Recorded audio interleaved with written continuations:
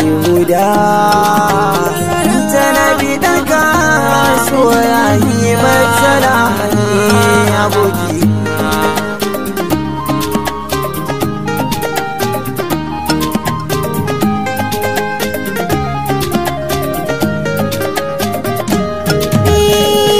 Zo ka lallaba shi ka faɗa mara babban aboki, ka ce so ni ya san ciwon so yana da zafi da raɗaɗi.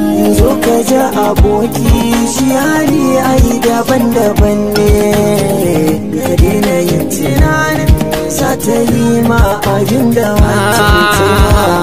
Ni ku bar ni na ce soyayya ba zan koma ba, na yi babu daɗi ciwon so yana da zaƙi da raɗaɗi. So babban aboki ka faɗa masa ka ce so ne, sassa na zuciyata na da zafi cike da rauni.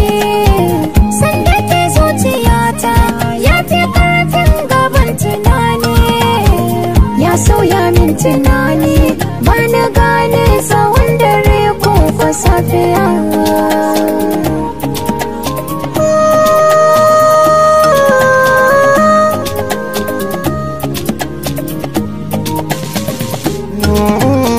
Zo karka juya baya ga wadda ita kai take muradi, ka share zantukan da ka daina zancen da babu daɗi.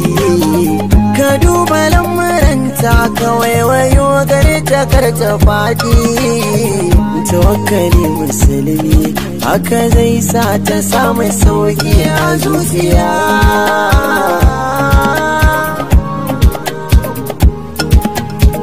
Ka ce so ni ya san ciwon so yana da zafi da raɗaɗi.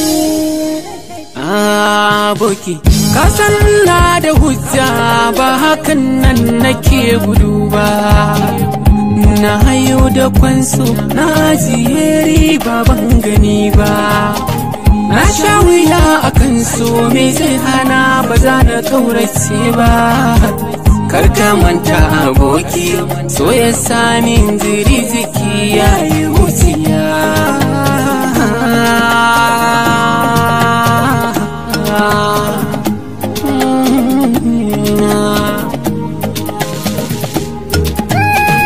Inda kake ni na san a rayuwa ba za na tsallake ba, ni za na kashe kaina zama a duniyar ba zan iya ba. A'a karki fara hakan ba zai saki kai gaci ba, zafi yakan bi sanyi. Karki manta da wanda shi yake da duniya.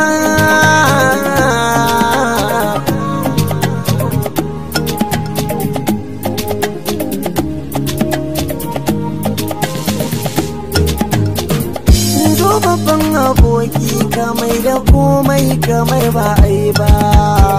Ku daina lallaba ni su ma a dola ka za ku duba. Ni ba zan yi zuciya ba har abadan ba zan fishi da kai ba.